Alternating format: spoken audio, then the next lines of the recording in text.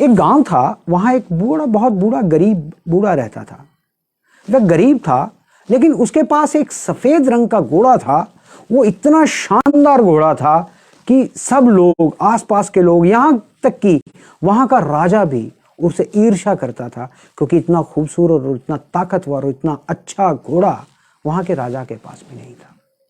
और उसे, उस सफेद घोड़े को बेचने के लिए सब लोग अच्छी कीमत देते। एक बार राजा ने भी उसको बुलाया और उसको अच्छी कीमत का लालच दिया, लेकिन वो बूढ़ा ये कहते हुए मना कर देता था कि जनाब, मेरे पास तो सिर्फ ये, मेरे लिए सिर्फ घोड़ा नहीं है, वह एक व्यक्ति मेरा दोस्त है। और क्या आप अपने दोस्त को कभी बेच सकते हैं? नहीं, ये मेरे लिए संभव नहीं है। एक दिन सुबह जब वो अपने खलियान से घर गया, तो उसने वहां देखा, जो जहां पर वो अस्तबल था, उसने वहां पर देखा कि वहां पर घोड़ा नहीं है। ये गांव तेजी से आग की तरह सारे के सारे गांव में फैल गई और पूरा गांव उसके घर में जाकर इकट्ठा हो गया। गांव वालों ने कहा कि बड़े मूर्ख हो तुम, हर कोई तुम्हारा घोड़ा पाना चाहता था, हालांकि राजा तक ने तुम्हें अच्छे पैसे उस घोड़े के लिए लगाए थे, लेकिन तुम अपनी बेवकूफ़ी की वजह से उसको बेचा नहीं। और सभी जानते थे कि किसी न किसी दिन ये घोड़ा तुम्हारा चोरी हो जाएगा, क्योंकि बहुत लोगों की निगाह उस पर थी। और तुम इस घोड़े को अच्छी कीमत पर बेच सकते थे, लेकिन फिर भी तुमने उस घोड़े को अपने पास रखा। अब वो घोड़ा चला गया है, बड़ा दुर्भाग्यपूर्ण है तुम्हारे लिए, ये तुम्हारे लिए दुर्भाग्य का आगमन है। उस बूढ़े आदमी ने कहा कि सच तो ये है कि वो जो घोड़ा मैं इसलिए नहीं बेच रहा था कि वो स्थिर नहीं है, और बाकी सब कुछ जो तुम जानते हो, कहते हो, वह एक फैसला है। आप कैसे जानते हैं कि मेरा ये दुर्भाग्य है? हो सकता है ये मेरा सौभाग्य हो। लोगों ने कहा, हमें मूर्ख मत बनाओ और खुद भी मूर्ख मत बनो। अब तुम्हारा वो सफेद घोड़ा चला गया है और ये तुम्हारा दुर्भाग्य है। और गांव के लोग हंसते हुए वहां से चले गए। उन्होंने कहा, ये पागल है, वे इस घोड़े को बेच देता तो कम से कम गुर्बत में अपना और अपने बेटे का पेट तो अच्छी तरह से जीवन पाल सकता था, अच्छा जीवन जी सकता था। लेकिन मित्रों, कुछ दिन के बाद वो सफेद घोड़ा, क्योंकि उसको पता था कि वो घोड़ा स्थिर नहीं है, वो सफेद घोड़ा जंगल से वापस लौट गया और उसके साथ 4-5 जंगली घोड़े भी आए और सारे गांव के लोग उसके घर में इकट्ठे हो गए और बोले कि हाँ, आप सही कह रहे थे, ये आपके लिए दुर्भाग्य नहीं था बल्कि सौभाग्य था, बल्कि आपके लिए ये आशीर्वाद था। और अब आपके पास और भी सुंदर घोड़े हैं, आप उन्हें प्रशिक्षित कर सकते हैं, उसे बेच सकते हैं। बूढ़े ने कहा, अब फिर बहुत तेजी से चल रहे हो, बस आप ये कहें कि घोड़ा वापस आ गया है, और अधिक घोड़ों का होना कोई आशीर्वाद नहीं है। ये केवल एक टाइम का समय का खेल है, ये भी एक दिन गुजर जाएगा।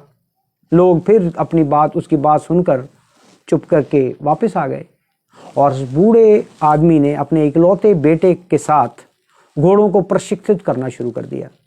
उसने अपने बेटे को, इकलौता जो बेटा था, उसको जो घोड़ों को किस तरह से ट्रेन करना है वो उसको सिखा दिया। और इसी तरह घोड़ों को ट्रेन करते करते, जंगली घोड़ों को प्रशिक्षण देते देते, बूढ़े का जो बेटा था वो घोड़े से गिर गया और उसका पैर टूट गया। उसका पैर टूट गया।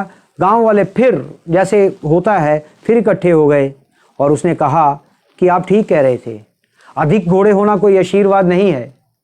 अब तुम्हारा बेटा घायल हो गया है और इस बुढ़ापे में अपने अपाहिज जो बेटा है तुम्हारा, उसका क्या करोगे? बूढ़े ने कहा, इतनी दूर मत जाओ यार, इतना लंबा मत सोचो, इतना ही कहो कि तुम्हारे बेटे की टांग टूटी है, ठीक हो जाएगी। और कौन कहता है ये दुर्भाग्य है या आशीर्वाद? किसी को मालूम है क्या? और हुआ भी यूं।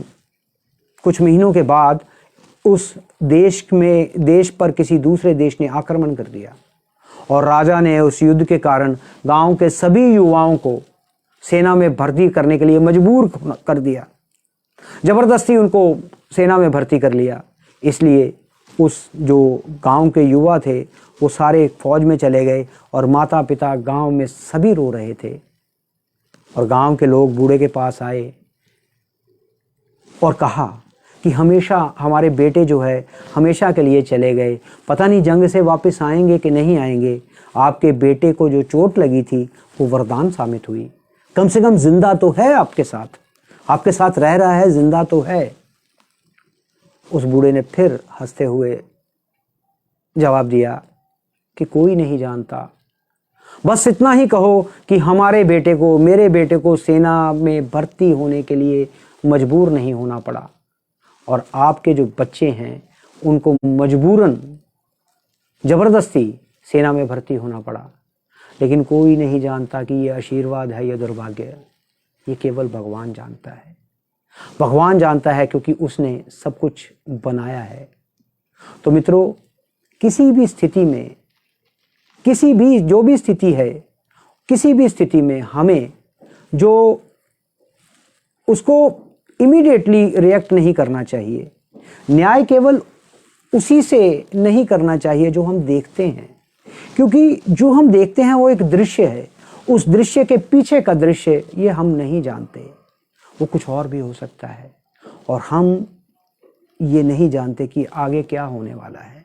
इसलिए जो हमारे पास है, जो दृश्य हम देख रहे हैं, उस दृश्य से प्रसन्न रहिए, क्योंकि जो प्राप्त है वही पर्याप्त है, और जिसका मन जो है वो साफ और मस्त है, उसके पास किसी चीज़ की कमी नहीं।